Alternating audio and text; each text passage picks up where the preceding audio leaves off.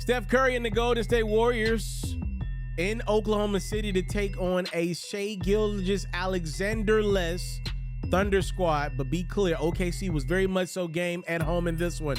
Steph's been game all season. He nails the three. Other end, look at this beautiful up fake from the rookie, Chet Holmgren. Looking really nice to kick his professional career off. Klay Thompson's been doing this for a little minute.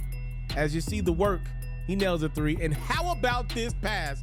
Oh my God. Steph up top, the GP2. Daddy was a baller, but he couldn't fly like that. Gary Payton II throwing it down. And then Curry's like, enough of that pass and stuff. Let me nail the three. And then beautiful ball movement from all of the Warriors. It ends up in the hands of Klay Thompson, who nails the three. Third quarter, OKC comes alive. It's Chet inside. Grown man Deuce. It's little boy day tomorrow. And then Holmgren off the spin. Up fake on Andrew Wiggins. That is not an easy task. And Chet scores. Luguentz Dort couldn't miss from three. He goes 6 for 6 from three. He had 29 points. Not to mention, Chet gives you 22 points. The Thunder are up late against the Warriors. Josh Giddey added in 18. And then Giddey going right at Klay and coming away with a bucket. The Thunder are up by 6. Here comes the Warriors. Kuminga had 19. Those are the loudest of his 19. Then Draymond. That and one goes. He had 15. Klay Thompson nails the three. He had 18. We're tied up with 2 minutes to go.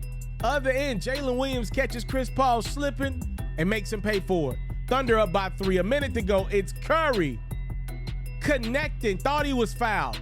Warriors down a point.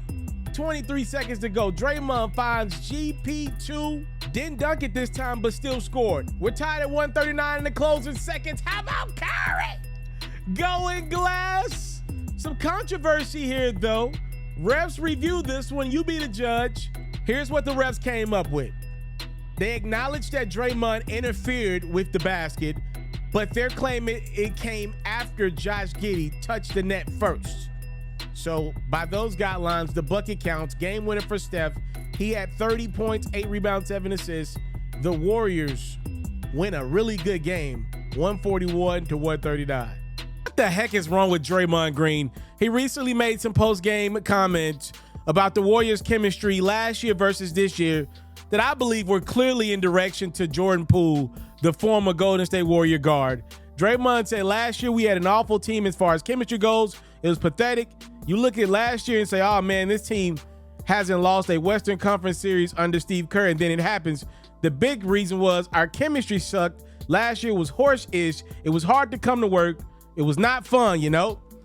I want to give Warriors head coach Steve Kerr credit for coming behind Draymond and cleaning those comments up.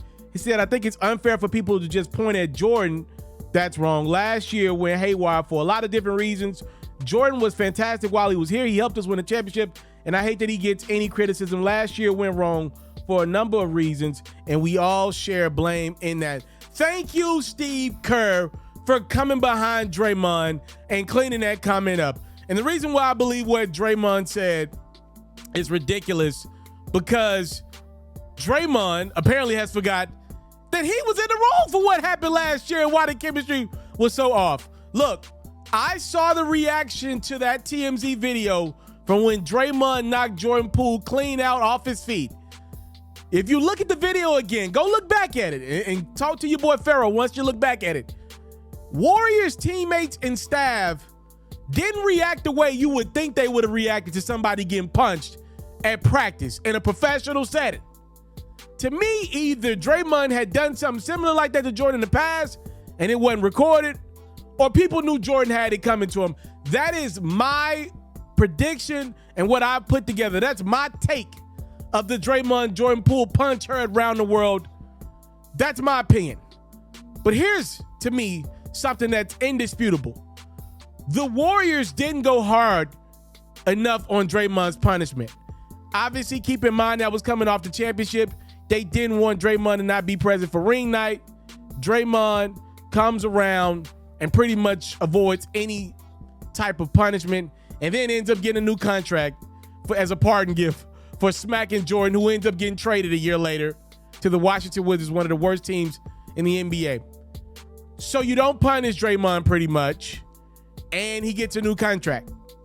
What the Warriors have done is what you should never do with a child at the age of 7 years old.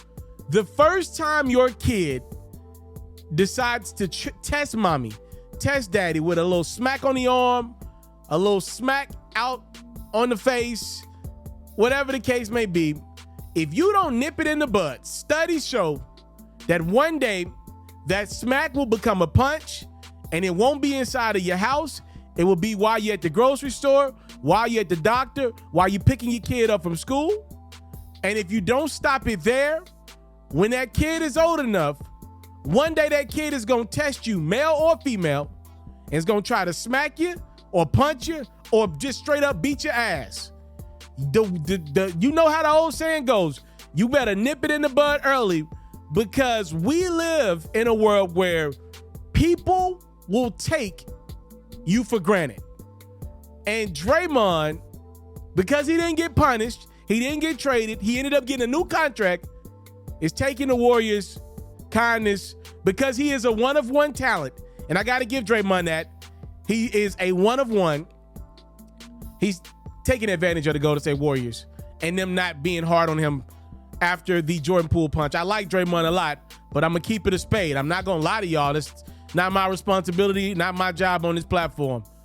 Draymond now has convinced himself that Jordan Poole punched him. That's what it feels like for him to go to that podium and say, yeah, last year the chemistry was just off.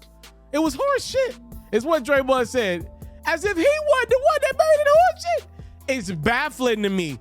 If I go cheat on a test and my teacher or my professor looks the other way, now, the smart person would not cheat again, but the human in me is going to try it again.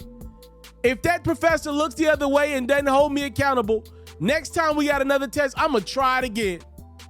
A smart person would walk away and say, whoo, thank the man above for blessing me. But that's not how we're doctored as humans. The more people give, the more we take. If we will take advantage of you if you allow us. That's what humans do more times than not. Some of us are able to hold back. Most of us can't. And I think Draymond is taking the Warriors' kindness for granted. I really do. I believe that. And I appreciate Steve Kerr doing the best he can to clean up that comment. Other than that, I think Draymond got the whole Golden State Warriors organization scared. I do. I think he got them scared crapless. They moving around on eggshells like he the owner of the day team. I want to thank you guys so much for the time, love, and support. It's what your boy will never take for granted. Draymond Green says last year's Warriors chemistry was horse-ish, and it's almost as if he forgot he was the reason why it was horse-ish. Make sure you subscribe to the channel if you have not done so. Please like this video, and please stay tuned for more great quality content from your boy. I'm out. I want to salute you, homie, you know, for building your own thing and doing your own thing. Why build theirs when I believe I can build my own? You've already done it, or I wouldn't be here. I'm already the only elite sports and music journalist in the game today. My goal is simple, to be the best there's ever been. So, please don't go. Make sure you subscribe and follow the journey. It truly means everything to me. I tell stories. I talk music. I cover sports. I am culture. I am Ferro.